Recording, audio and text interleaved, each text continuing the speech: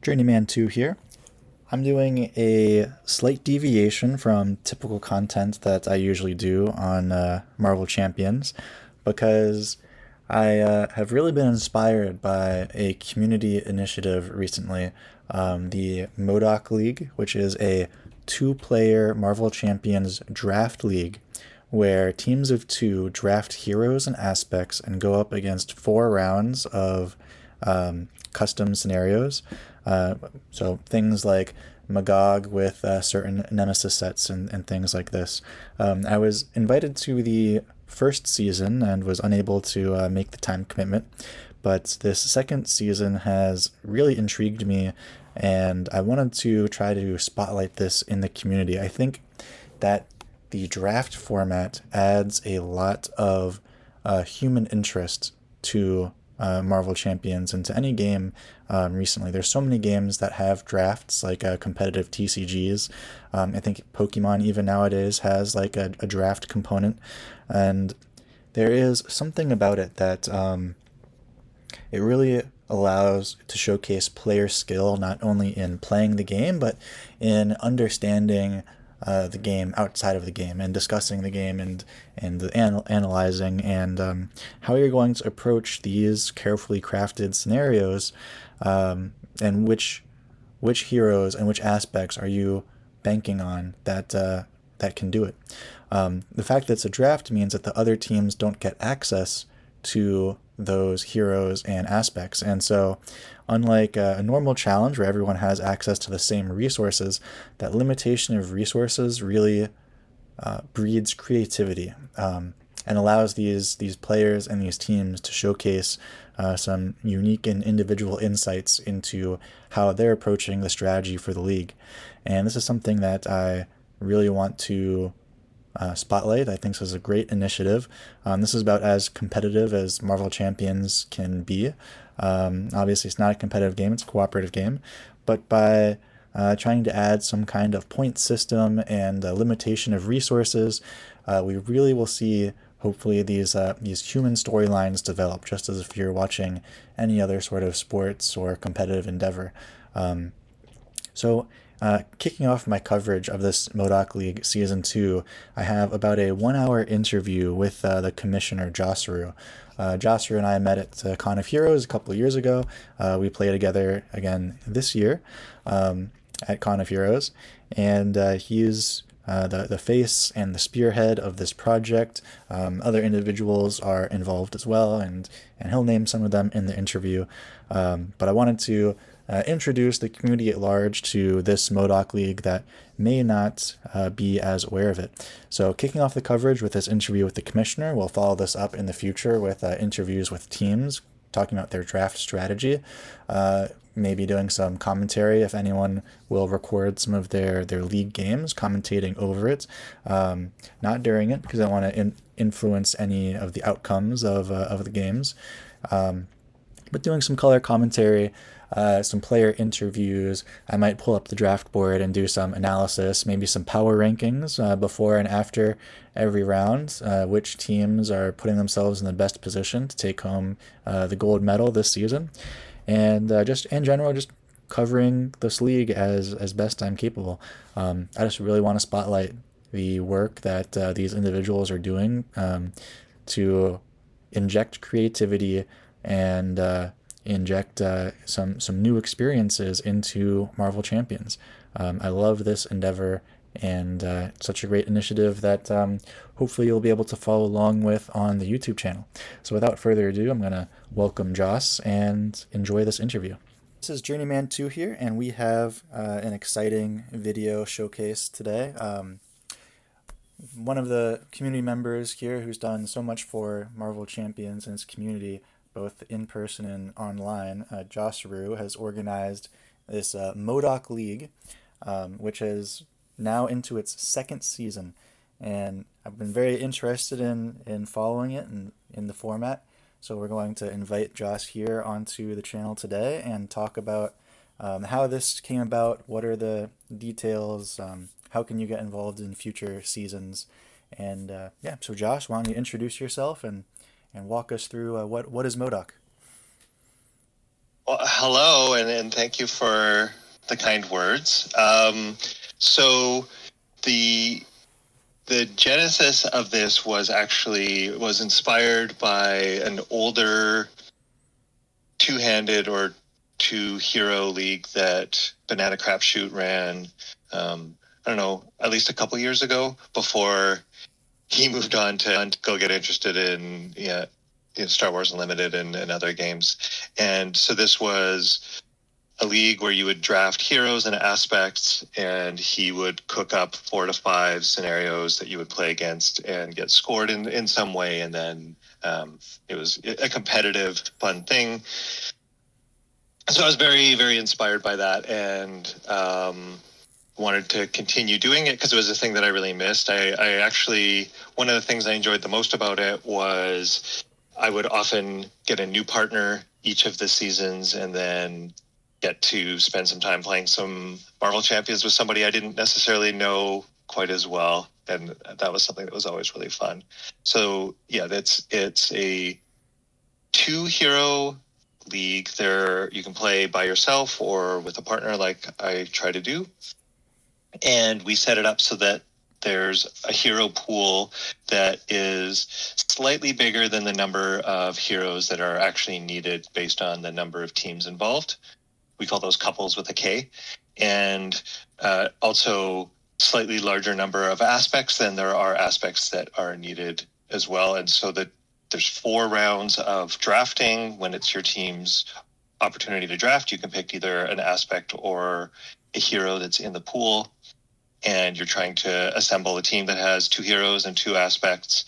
And while you're playing, you can switch which hero has which aspect as much as you like. So you're trying to put together a team that makes some sense with respect to the scenarios, aspects with respect to the heroes, all those sorts of things. That's great. And I saw in the Discord that MODOK has a new acronym for this league. Do you want to explain what the acronym is and how that came about? Well, I mean, how the acronym came about was more just me being trying to think of something fun to call the league, and so lots of brainstorming as you do, and so I don't know, Journeyman, tell me how much do you like MODOK as a kind of ridiculous character overall? I I really don't know him too well. I've read a lot of Okay, 1960s comics, and he first appeared in like the Agents of or not Agents like Nick Fury, Agent of Shield in like the 1960s, and he just like blows up right, in like his first ever experience and appearance, and then of course he was in Quantumania. uh, right. Yeah, he's a bit of a guy who nothing ever quite works out for. A bit of a lovable loser that way. But anyway, so it stands for Marvel Champions Organization, designed only for couples with a K, which is why I was saying couples with a K. So that's the name of the league, and all the iconography that I use is pictures of MODOK everywhere. I love that. So I've got your very nice website up here on WordPress. And you guys are 1 day removed from the draft, so you had all your teams register. Some people Yep. are able to do it two-handed instead of having a partner, and they went through a snake draft back and forth. And you've actually crafted 4 different scenarios for them that every team is going to have to play by a certain date and time. And so I've got the first scenario here on your WordPress, and also here in TTS. Um, so what got you the idea for this scenario?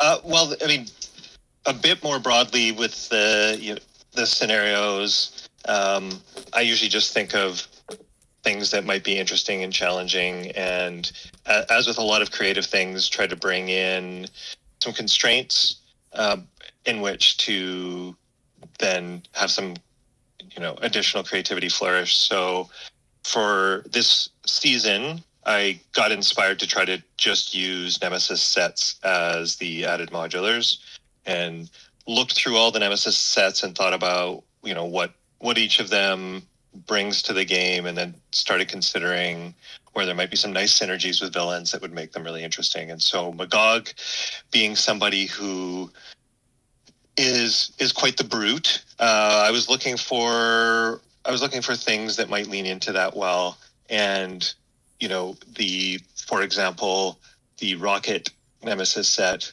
Blackjack O'Hare, comes with a couple of attachments that can actually go on the villain and add to the villain's attack value. So you see Blackjack's bazooka down in the bottom right, for example. But also because Blackjack himself has quick strike, the fact that the treacheries in there also bring him out over and over again means you're going to continuously have to deal with him on top of, it's probably infrequent that the bazooka is ever going to end up on Blackjack, but the bazooka is probably going to end up on Magog and make him even bigger and more brutish. And then with that, things like the Colossus Nemesis set, and we've got another way that we've got going to give overkill and piercing potentially to the villain. And Juggernaut's also just a real pain in the butt kind of Nemesis minion to deal with. Looking at things that have some nice synergies with Magog. Yeah, I think this is a really unique scenario here. And you've given the players a real challenge because Magog already punishes chump blocking. Then you add, usually you can get around that by like status, either tough or stun, right? But you've given him steady with formidable foe. So stun is a lot less reliable, and in 2-player he can only be stunned once anyways. And then you've given him this unstoppable from the Juggernaut set, and now he can have piercing. So tough is not reliable, and the side skin can remove your toughs. So you're taking away a lot of the tools from these players and saying like, here, okay, solve this one. Yeah. Yeah, they each scenario definitely ends up being a puzzle that you want to play through, get a little bit more of a sense of really where the pain points are, tune your decks, swap aspects, do all those kinds of things. I can't speak to the experiences of all the other teams, but last season with Astrodar, we would typically do 2 to 4 practice games before we would actually start our real games, really fine-tuning the deck, seeing if our approaches made sense with respect to what was going on. Are there a limited number of games that they're allowed to play? Like once they start officially, it's like you do your best 1 out of 3, or can they just keep trying it and no? So so this is a bit of a convoluted system, but because these scenarios are quite intentionally difficult, and there's no specific restrictions on how much experience you have with Marvel Champions in terms of actually joining, which we can talk about in a little bit. I wanted to make sure that everybody felt they could ultimately be successful if they wanted to be. And so the way it works is rounds are scored out of 20 points. The points are somewhat inspired by the Sinister Motives campaign in terms of, you get a point if you don't leave any threat on the main scheme, and if there's no minions in play, and a bunch of other benchmarks that you're trying to achieve. And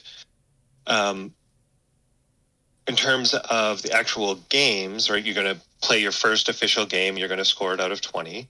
If you're unhappy with your score in any way, you are welcome to do a second attempt, and you will take a penalty of 1 point for doing your second attempt, and a penalty of 2 points for your third attempt, and so on. And actually, as a reward for continuing to do these attempts, you get to draw a card into your hand before you draw your initial hand at the start of the game, so you can get some guaranteed setup cards into your hand as part of the setup process, hopefully making the scenario a little bit easier for yourself. So once you have 2 or 3 of those, hopefully most people are kind of in a good situation that they are a little bit more capable of tackling the scenario if needed. And so once you do that, and you've got a first round that you've got to score for, and a second round you've got to score for with that 1 point penalty, and a third round you've got to score for if you want to keep going with the penalty, you then can just pick whichever was your best score and submit that. So you can keep on going as long as you like with diminishing returns. All right. And each subsequent attempt is a 1 point penalty, or does it scale per round, like round two? Yeah. Okay. Okay, interesting. Yeah. Yeah, It's one additional. So yeah, three. So your third attempt is 2 point penalty, and your fourth attempt is 3 point penalty, and so on. sounds good. Sounds good. Um, so yeah, looking through the scoring here, speed is a factor. You get 3 points if you win by or on turn 12, and then an additional point if you win by or on turn 8. And of course, these are Mm-hmm. more difficult scenarios, so they're lasting some quite some time to be able to surmount them.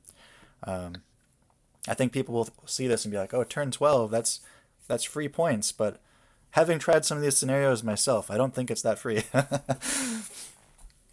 And then, No, I mean, I'll tell you, in my experience overall, I would say that, with the practice and kind of the fine tuning and all those other pieces, right? Usually people have drafted things that work well together and are moderately strong, all those sorts of things. 12 is pretty realistic, but it depends. Some heroes, that might actually be more of a challenge. 8 is the real challenge.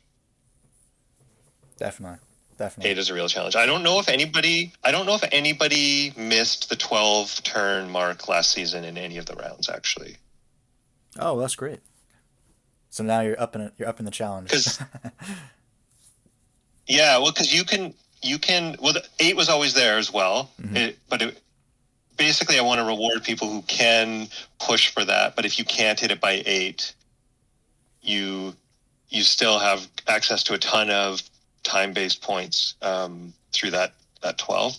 Nice. Um, yeah, but what ends up happening is, maybe you're not going to finish in 12 and meet all the other criteria that you're trying to get for points as well. So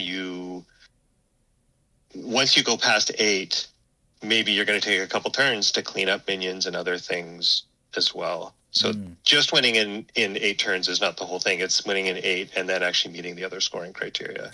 Yeah, so you might take that extra turn, miss out on the 1 point from winning fast, but you get extra points for the clearing to balance it out. Yeah, yeah, So yeah. yeah, the next section is hero health. 4 points if both heroes survive. So no sacrificial moves if you want to get that. Hmm. And then 1 point for each player that has at least half of their max total health rounded up. So half or more, and then 1 point for each player that is only missing a minimum of 3 health from their printed health. Hmm. Um, Yeah. and then 2 points for no threat on the main scheme, and then 2 points for no side schemes, except you're allowed to have player side schemes, um, and then 2 points for no minions. And that those points apply to every single round. Is that correct? The turns, the health, the threat side schemes, the minions. That's all the same. They don't end up being identical because, for example, some scenarios only have a first main scheme. Some of them have multiple main schemes, and so there might be points for not allowing the main scheme to advance. Okay. So there might be slight variations on them based on the scenario, just because that's the thing that makes sense in the context. Yeah. And you've got some scenario specific challenges for Magog here. The players Hmm. get 1 point if the challenger's environment is flipped to the cheering side while the champion environment is still on the booing side. So if they're racing and they're winning faster than Magog is winning against them. And then 1 point if Magog never flips the champion at all, if it just stays on the booing side all game. Yeah, Um, yeah, I think these two are that's not definitely. trivial. I think these two and the health are definitely going to be fairly difficult for this scenario because there's only really 3 minions and 3 side schemes for Magog here. So getting the side schemes and minions should be doable. I think maybe I say that having not played this particular one. And you've got like planetary invasion is very a nice way to maybe get the surprise contender. So there's 2 copies of that and 2 minions in the deck. So Yeah. if you hit it, you It's a nice little way of maybe helping the players out a little bit because Surprise Contender is a better counter to health ratio than defeating Magog himself. But Yep. then it also might accelerate your deck fast if you hit it and it discards the entire deck. Um, so you've definitely given Magog some tools here to really outrace the heroes. So the thing that was really interesting about the impact of this scenario, and we were kind of messaging about this a little bit previously, but in in the first season, in terms of aspects, you saw that the priority was leadership as the first aspect people would draft when, to the point where they might even draft it above a pretty strong hero. Justice would typically be the second aspect that would start going. And then aggression and protection would kind of go at about the same rate. So they would be, somebody would pick protection, somebody would pick aggression. Of course, there's exceptions to this, right? If somebody picks Thor, they might be much more inclined to grab aggression early. But the typical aspect priority list looked like leadership, justice, and then protection, aggression, and then pool as the one that people were the least interested in. This scenario really made protection much more high value in people's mind, and you saw that people were picking protection really early. Yeah, yeah, I did look at the draft, and there was a lot of protection going early. I don't think there was any protection left by like part way through the third round, and none left by the fourth round. So people were really gunning for it. Right. Um, I mean, And we had a limited number of protection available as well. yeah, yeah. You have him starting the game with the bazooka and with Juggernaut in play, and he's already. I mean, protection with the bazooka in play is not a guarantee at blocking all damage with this five attack. So it'll be interesting Yeah. what people come up with to try to mitigate this and slow Magog down. Um, Heroes that have ways to like clear the bazooka, like honestly, aggression with Yes. Sunfire sounds like really good into this Pretty or sweet. some other ones. But I don't want to spend too much time on Magog. I'm going to go ahead and let's get out your second scenario here. Sure.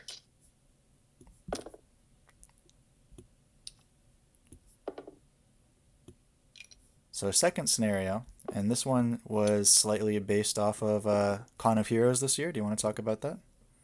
Yep. Yep.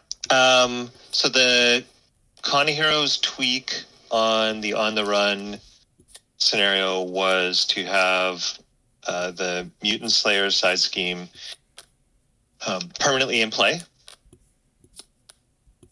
I did a variation of this last season. I had Zola with Sentinels and Zero Tolerance was in play, and you could clear Zero Tolerance to grab some minions or some allies out from under Zero Tolerance, but it was still a permanent side scheme. So this one, Mutant Slayers is always in play. However, when you clear it, it no longer makes it so that they have their quick strike. And then at the end of the villain phase, it resets back to 3. I really like that interactivity. So players can risk, not pulling those minions potentially, and it's like, okay, the quick strike maybe does nothing, or they can be safe with it and be like, hey, we're really low health. We want to gun for those health points, and not take the quick strike and clear it, and then you lose that quick strike for the round. Um, so you've got some interesting Nemesis sets picked out. So the first Yeah. player starts with Mr. Sinister in play. He does have that Marauder trait, so uh, he would, if he gets defeated and comes back, and Mutant Slayers has the Quick Strike, he would Quick Strike. And then you have two more Marauder Nemesis sets. You've got Psylocke set with Chimera and Angel set with Harpoon, but the Harpoon and Chimera minions are removed from those sets for this scenario because they are already included in the Mutant Slayers mod set. Is that correct? Yeah, and they're kind of crappier than the ones that are actually in the Mutant Slayer set. Definitely. Yeah, they might be So easier to pick as your setup minion.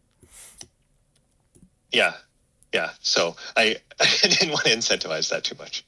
Yeah, but a little bit on the theme of Magog, we have some more uh, attachments that can also go onto the villain and really make this scenario much more difficult. Um, I mean, the weapon, of course, this is always in on the run, but then we've got gene therapy from Cyclops' Nemesis set, um, giving overkill and piercing. So once again, it's not very safe to just eat attacks from on the run here. No, and we got another brute villain. Oh, is there do we have a traits? Is there something using brutes on this? Did I miss? No, no, no. Just it really lets you know what you're going to be up to. Oh yeah, yeah. That's all. So But yeah, because he's Blockbuster is a brute. what made you pick Blockbuster specifically of all the Marauders? Um, I didn't want to try to lean too hard into, I forget which one has access to overkill or the one that makes you return Oh, that Great you've Crow. played to hand. So Yeah, yeah, I wanted one of the ones that was definitely more of a challenge. And so I think the three are, and again, I always forget which ones go with which, but one has access to overkill, one returns stuff to your hand, and then Blockbuster gets tough. But once he has tough, you can't put another tough on him, so you have to take the attack buff that he gets, yeah, and then the overkill shows up. yeah. So definitely a heavy hitter, but not much of a schemer. And there will be some extra threat coming in from this interdimensional plunder side scheme potentially to offset his Right. low scheme. So Yeah, I looking think the low scheme is definitely a thing to take advantage of. yeah, looking at some strategy, some advice to give to the players. Looking at the scoring, it looks Yeah. like we have similar scoring for the health, um, the turn count, and then minions, but a little bit of a change with the side schemes. So you are allowed to have the Mutant Slayer's side scheme, and it is allowed to have threat on it to get the 2 points from the threat and side schemes section. Yep. Yep. Yep. And then for the scenario specific points, 1 point if a tough status card was removed from Blockbuster due to retaliate X or fewer times, where X is half the number of turns in the game. So any heroes like Black Panther, Captain America, who have like natural retaliate, although I don't think Captain America was in this season, but heroes that have Was retaliate, not. yeah, Dauntless from Protection, anything where he would take that Nightcrawler. Well, Nightcrawler wasn't in the league, right? Just 1 week too early. Correct. Um, Correct. but yeah, so giving those heroes a way of getting around that. I mean, even some allies could have like tough and retaliate potentially. Um, Yep. yeah, Rock Slide could get a tough from Polaris and maybe survive an attack and ping the tough. So, but it always has to be the second tough of the round usually if both heroes are up in. So let's say you clear the tough, and then you don't have it going into the villain phase. So you need to give him a tough, and you need to take a second attack and ping that tough with retaliate on the second attack. So there's some setup. So you make him work for this point, but I feel like this is like a glory point. Like if anyone gets this, that's like some serious bragging rights that you're able to get this. No, no, it's the other way around. It's you're getting penalized for doing it. I'm trying to discourage a strategy. Oh, you got okay. So you're not allowed to use retaliate. Okay. Yeah, yeah. Okay, got it. So the more So you you use it, you get the point if you meet the thing. okay. And then 1 point if Blockbuster was stunned or confused, a combined maximum of X times, or X is half the number of the turns in the game round up. So if the game lasts 10 rounds, you can only stun or confuse him five Yep. times. Okay. Yep. Well, this is very interesting. I mean, On the Run is one of my favorites. and throwing in these synergistic nemesis sets really adds some spice. The the Mr. Sinister one is definitely um, gives it a plus. Absolutely. I mean, there are some things like spear shot here could punish people with like any cards with aerial in them. If you have a signature ally that's aerial, if you drafted the angel Yeah, hero, if you're Spider-Man, you have swinging web kick. Like there's some punishment there. Um, you get that indirect damage, and then it also surges on top of you. So I wonder if that played when we talk to some of the players later. I wonder if that played any impact in their draft decisions. Like, oh, we really don't want to have any aerial cards because of this right. specific thing.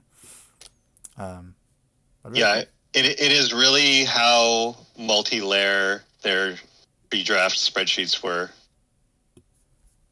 And I love this draft format as opposed to like just like singular challenges because I feel like when you're just giving everyone the same resources, you're you typically get a lot of the same results. And this draft, by restricting what people have access to or what other teams have access to, it really makes people get very creative. And I think that will show in how much everyone was thinking about their draft. I'm sure that there's so much thought and planning coming into this about like, here are the scenarios that you gave them in advance, and which heroes are going to have like the best matchups into these scenarios, and like what specific cards are going to be the threats that we want to look out for, and maybe some hero has some like niche interaction that just like happens to make them Yeah, good for certain things here. yeah. Well, you saw Shadowcat, for example, went a lot higher than you might expect in a typical draft. Yeah, yeah. I think Shadowcat has a lot of pluses into these particular challenges. Um, Yeah, I'm just separating out the nemesis sets for this Taskmaster scenario 3, just to get a better eye on them. So I'm really excited that you included Taskmaster because I enjoy him a lot. I think he's underrated as just like a normal scenario. Um, you and me, you and and you've given him some some very some very challenging combinations here. And like I did play test this one a couple nights ago now, and I was very um, I was very intrigued at this from the Valkyrie Nemesis set. So there's four Nemesis sets that you've added here. You've added Spectrums, yeah, you've added Captain Americas, you've added Valkyries, and you've added Dominoes. And three of these Nemesis sets have attachments that weaken your hero in some way. You have Seduced from the Valkyrie set, can't make basic attacks or play attack events. Superpower Feedback from Domino makes you take damage every time you play an identity specific card or resolve an ability on your identity. And then you have Radioactive Man from Spectrum. After your turn ends, take one damage. So you can get scenarios where you're taking a lot of damage from stat power and superpower feedback, and then you can't attack for seduced, and it really forces you into alter ego. But accompanying Valkyrie is this powerful enchantments from the Enchantress set, where players cannot discard attachments that are attached to friendly characters. So you need to have some kind of answer to this side scheme, or you're going yes, to slowly get beaten down by these little pings that add on to Taskmaster's little pings.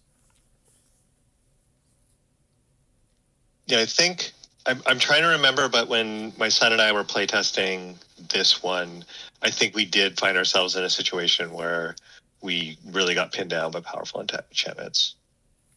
That's so cool that you're playtesting with your son, and getting him involved in the league. And yeah, is he on a team? Is he on your team this season?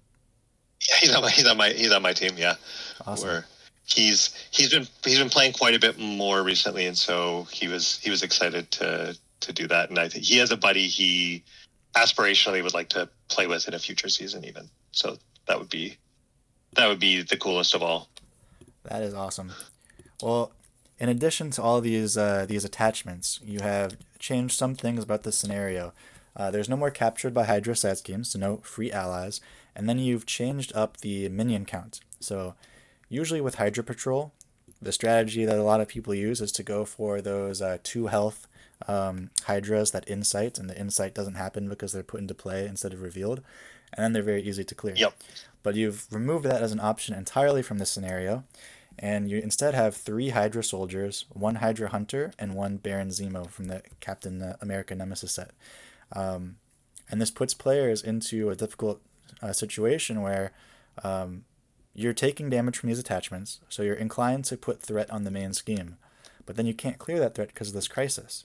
But then if you do clear this crisis, you're getting Baron Zemo who quick strikes you, or Hydra Soldier that's going to deal you an encounter card, or Hydra Hunter that just has good stats and punishes toughs and retaliate. I love this interaction between the Baron Zemo Nemesis set and Hydra Yes. Patrol. Well, and he has what's the treachery that Oh, Hail Hydra. That's he has his Hail Hydra as well. So you end up seeing these stupid Hydra minions over and over again. Yeah. Each Hydra minion engaged with a hero attacks that hero. Each player who is not attacked searches the encounter deck and discard pile for Hydra minion and puts into play engage with them. So yeah, you can definitely be seeing these minions a lot of times. It definitely ups the value of an ally like Vivian who can like blank the Hydra Soldier or Hydra Patrol or something like that. Or like you were mentioning Shadowcat earlier, who can thwart through the crisis and just never need to clear this unless you want to get that point. Yeah. Yeah, let's see. Let me pull up the scoring for this round. Yes. My scoring anticipated one of the things that you just brought up. Okay.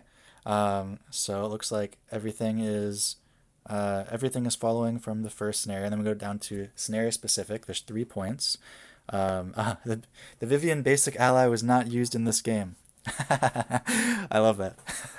So you don't use Vivian, you get There a you point. The villain was stunned 0 to 2 times. The villain was confused 0 to 2 times. Okay. So there's definitely like a memory component here to get track, and maybe even time those stuns and those confuses to be like the most have the highest impact. Yeah. Yeah. Yeah.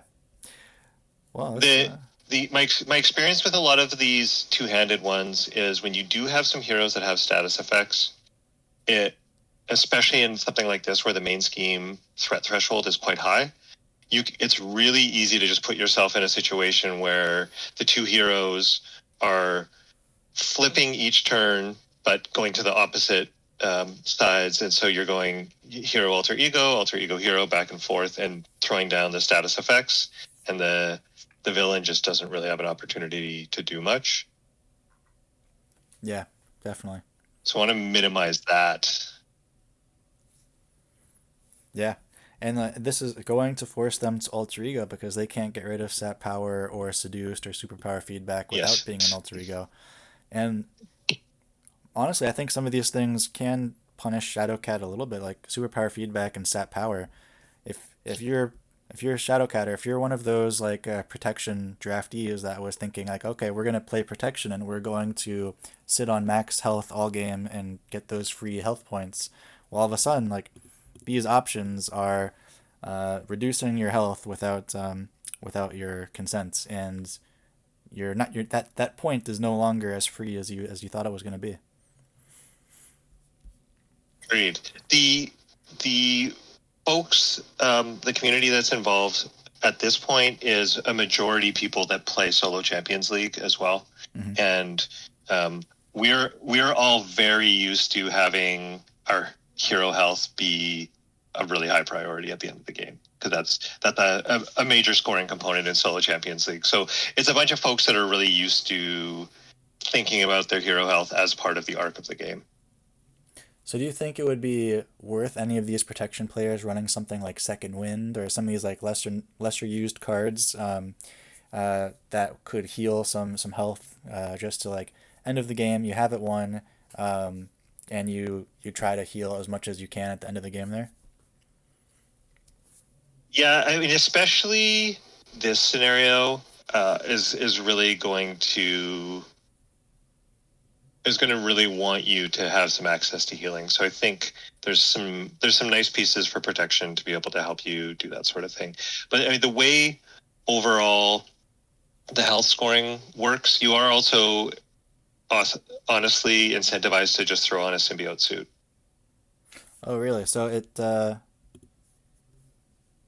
yeah, that would be just like an instant you almost every hero would get that half rounded up if you just have the extra 10. Huh. Okay. Yeah, yeah, Um, yeah, and like maybe even if you bring like specialized training, you pick like the plus health option instead of like going plus yep, stats. Yeah, there's a lot of wrinkles to the strategy here, and I'm really excited to hear in the future like what decisions were being made by the teams behind the scenes to try to prioritize in the draft and in their strategy as they tackle these challenges each month. agreed. The thing that I experienced last season, so Astrodar and I had Spider and Scarlet Witch in Pool and Justice, and so we ended up playing Spider Pool using laser swords as kind of the primary damage dealing. But you're always doing the damage with your face, and there was quite a bit of retaliate last season, and Hmm. so trying to thread the needle of being able to do lots of damage while also minding your health was often pretty tricky. I like that, and Spider she has that advantage over other heroes of being able to basic recover and use another basic power in the same turn. So were you using that a lot? Right. Yeah, very cool. I love that. Yes. Yeah. Yeah. The, Um, the the biggest challenge with Spider was honestly her hand size restriction in being able to get to key cards before 8 turns were done, mm, interesting, and interesting. especially if you were playing a scenario that discarded stuff on you. That was honestly the trickiest part that we experienced overall, was just keeping Spider being able to get the stuff she needed on the board. And do you think that that Spider will be a good pick for people this season as well? Like the team that end up with Spider, do you think that's going to be an advantage to them based on your own experience? Uh, so I think for this one, there's less punishment related to having to hit the villain with your face. So I think lots of those lots of those heroes that benefit from multiple activations a turn and getting their attack stat buffed, I think they're going to have an easier time this season than last season. All right. Well, I'm excited to see it. Let's move on to this fourth scenario here. And here you picked a very nice final boss for everyone. You eased them into Yeah. it with the with those other scenarios, but now we've got Magneto, and you've given him the campaign side scheme Magneto's Fortress. It's another crisis right at the start of the game, and instead of making the entire future pass deck, Bastion is the only option. So if they clear Magneto's Fortress, Bastion is going to shuffle into the encounter deck and probably come up later and give people a headache. Yep. Hopefully. And then I want to say it's two Nemesis sets for this scenario. We have Quicksilver's Nemesis set, Avalanche, and Rogue's Nemesis set, Mystique. And Yep. they have a lot of like insights or pseudo insights on these small threshold main schemes to try to like push Magneto into a win before the heroes. And Yeah.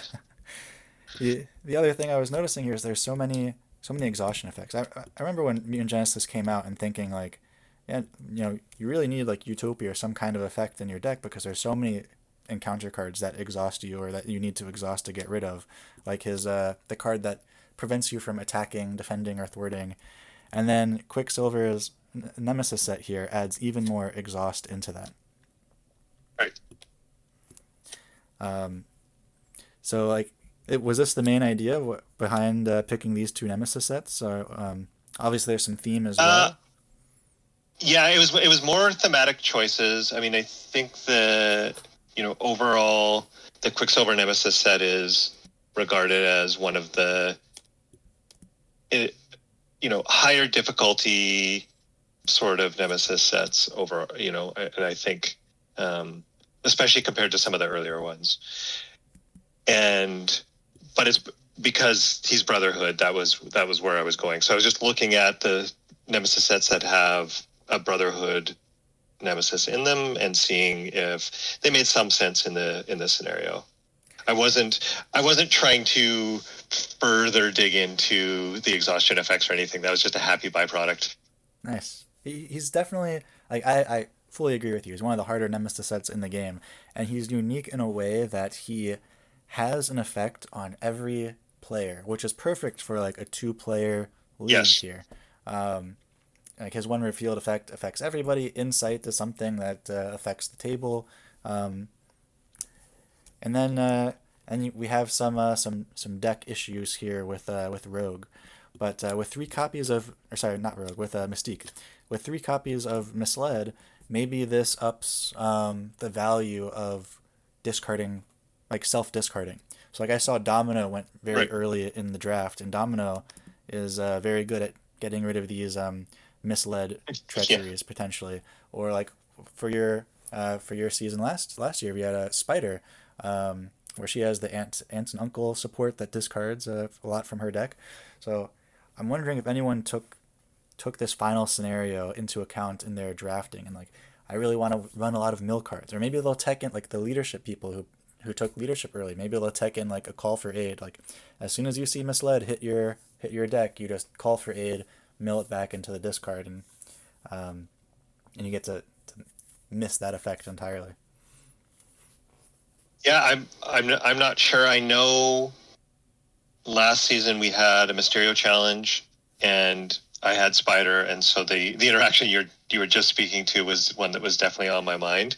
We unfortunately weren't able to take advantage of it as much as we would have liked to, in part because, like I said, getting to the key cards when you needed to was such a challenge with Spider that discarding it was basically I didn't want to lose my symbiote suit or my laser swords. So if I didn't have those, I couldn't use um, Uncle Ben and Aunt May to discard cards. But it was on the radar as a thing that was useful to be able to do in that scenario. So I would love it if some folks were thinking of it at that level and were like, oh, Spider's really good for this specific aspect of it.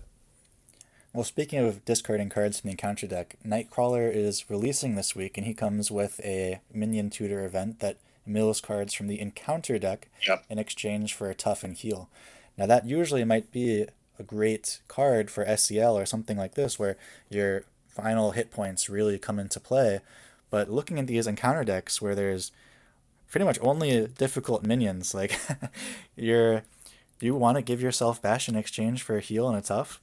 I mean, this might be like an interesting choice for some of these scenarios. You do get to miss the one revealed on Right. Avalanche, so maybe you tech a single copy in, and before Bastion goes into the encounter deck, and after you see Mystique, you try to like pull Avalanche early and miss his insight and miss his one revealed. Looking at the scoring over here for round four, so Yep. health and turn count are the same. And then we have some variable scoring for main scheme here. 2 points if the main scheme is on stage one or stage two. So if you can prevent him from getting to the last stage, that's 2 points. Yep. No threat on the main scheme at all is 1 point, and then no threat on any side schemes in play other than player side schemes. So if you want to get that point, you're going to have to defeat Magneto's Fortress and shuffle Bastion into the encounter deck. Um, And then we have some scenario-specific scoring. When defeated on Magneto's Fortress, resolved, such that Bastion was added to the encounter deck, so no blanking that card either. Bastion is coming into play if you want that point. And then neither Magneto's helmet or armor are in play at the end of the game. Yeah, we had a spiral scenario last season that was you would lose points if our swords were in play, and those are a real pain in the butt to clear because they're 2 physical resources per charge, so that's a total of 6. Absolutely. So here, as you know, you're incentivized to get rid of these anyway, but if they do show up late in the game, you're gonna have to waste some resources to make it happen.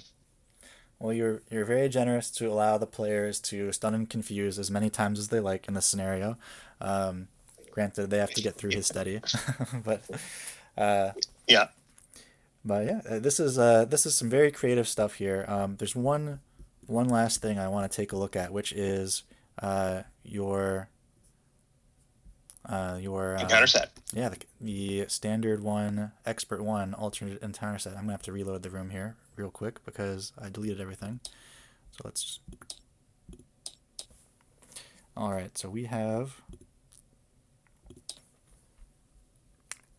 a joint encounter set here that is partially standard one, partially expert one, partially expert 2, and partially standard 2. I'm just going to pull out all the cards and you can start talking. A little of each. Yeah, I like a lot of features of standard 2, expert 2, honestly, but I do find that the surge trains can be quite aggravating. So that was my partial starting point, and also I really like when there are potential boost effects that are going to blow up your plan, such as giving the villain overkill or doing 1 damage to all characters, so that if you're trying to block with an ally, all of a sudden you find yourself without a blocker. But I was also cautious about going too far into any of those, so I decided to split and only have a maximum of 1 of any of those cards from standard 2. So we have 1 advance, 1 dark dealings, 1 assault, 1 total annihilation. Now, this is a modified total annihilation, which you can see actually has its own art. And it is that it does not have surge if it triggers on the hero side. So it's just a regular attack with overkill if it's on the hero side, and then it surges if it's on the alter ego side. That is a very so nice toning change. It down a little bit.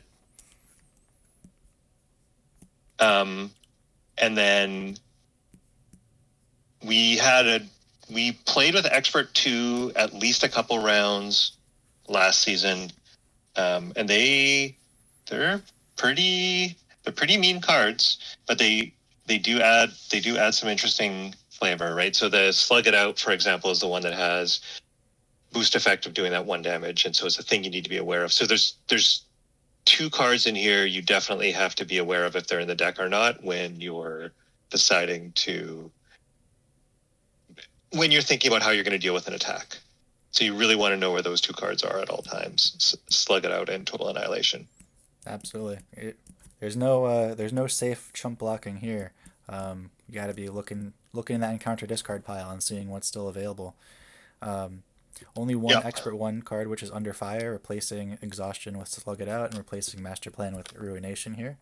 And I don't really mind Ruination in your scenario. Something that I was really noting is how low threat a lot of the Nemesis side schemes are at only 2 per player, which I think makes this a lot more friendly to aspect variety, where you don't necessarily need to have a high thwarting Justice player here just to make it through side schemes. There's only a couple side schemes in each encounter deck. A lot of them are very low threat, so you can bring aggression and protection potentially, and just slide by with your hero specific cards. And So in that regard, ruination isn't as punishing as it is in like other scenarios where a lot of the side schemes are three per player or like a five flat threat. Um, it basically just, if you draw it while there's a side scheme in play, it just makes that side scheme have like a quote unquote normal amount of threat. And if you uh, if you if it discards for a side scheme, it's like, okay, well, that's not as bad as it could have been. It almost doesn't feel quite as bad as a as getting a master plan sometimes in like just normal champions game. So I really like how friendly this is to aspect variety, I think. And was that something that you Right. were considering when you were creating these? Um, Partially. I mean, you know, one of the things that is at the top of my mind in all of this is I make sure that the scenarios are reasonably high pressure right away. So you are having to make some very, very tough choices early on. You're inevitably going to get yourself into situations where there's many side schemes on the board, as an example. And master plan is a very high impact card in those situations, especially when you're playing with player side schemes and all those other pieces. So ruination in some situations is more friendly than master plan, Yeah. On I this would say. note of encounter cards, I'm wondering how much obligation choice counted for heroes. I'm guessing not very very much, but like in scenarios with like a lot of upfront pressure where it's very difficult to access alter ego, getting some encounter or getting some obligation that gives you a free flip and maybe has not that bad of a discard effect, so you can keep that obligation in the encounter deck, Right. versus like a hero where like a lot of the next evolution heroes, those obligations discard instead of remove from the game, so you see them again, and they don't have like a free flip to alter ego type thing. And I'm wondering, when you're getting like high pressure scenarios like this, that can almost be a boon to find an obligation that's a little bit friendly. Yeah, in very difficult scenarios, obligations are usually, for most heroes, are kind of one of the least worst cards you can encounter. Absolutely. Well, this is a great overview over the 4 rounds of the MODOK League Season 2. Everyone's completed their draft. Teams are, you know, starting to deck build and strategize and figure out how they're going to approach their games right now. Is there anyone else that you want to shout out, who's assisted with the league in some way, or that you feel deserves like a spotlight? Well, I think given that we just spent the better part of an hour staring at a table made by So Amazingly Bad, I think that's probably worth shouting them out. So Amazingly Bad put together all the scenarios and this modified expert set, including the modified cards, so that we all have some very nice, easy setups for this. And then, honestly, just everybody who's part of the community has been so high in engagement. It's just been really, really fun. I went out of my way to set it up in as transparent a way as I could, so that I could participate on equal footing with everybody else. So the scoring is all public, and any piece of information that I have, everybody else should have access to. So that's that's been really nice to be able to just play and feel like I'm participating like everybody else, and then just have such a great community of people that are really supportive of each other, and had such a blast with doing our draft and those sorts of things. Well, Commissioner Josh, thank you so much for Yeah. joining. I'm really looking forward to you know talking to some of the players and maybe commentating some of the games, or just in general broadcasting and analyzing this endeavor. I think it's really worthwhile. It's super unique in the Marvel Champions community. I think draft leagues are sprouting up in a lot of other online and card games, and yeah, great momentum here, and very happy to have you share your time and your talents here. Well, I mean, thank you for getting um, you know getting really interested in and choosing to get involved as well. I really appreciate having you here. The One of the challenges so far has been that people show up a little bit late. They ask, "Oh, can I join?" And course, we have to wait for the next season because it's once we've done the draft, it's pretty difficult. I did make a version of the draft randomizer that I create to make the draft pool that is actually usable by anybody. You can make a copy of the Google Sheet, put your teams in there, and it auto-populates the draft pool for you based on the number of teams that you have. So if somebody wanted to grab a handful of buddies and do a mini version of the league once we're already up and running, but those resources are already there for you if you want to, and you could, you've got access to the scoring and all those other things. So there's some room for people to also have some fun with that. And we were discussing even being able to use that just to run through a campaign, right? Grabbing a handful of buddies and drafting, and everybody runs through the same campaign. I love that. I'm gonna grab a link of that and then put that down in the YouTube video description so that people have access. And of course, we'll link the website. And yeah, if they're interested, we'll link the Discord, and they can start Yeah. tracking, get ready for season 3 whenever that rolls out, for people who want to get involved. So, Joss, thanks so much for your time, and good luck to your team in the league this season. Thank you, Journeyman. Second of your name. So lovely to have been invited.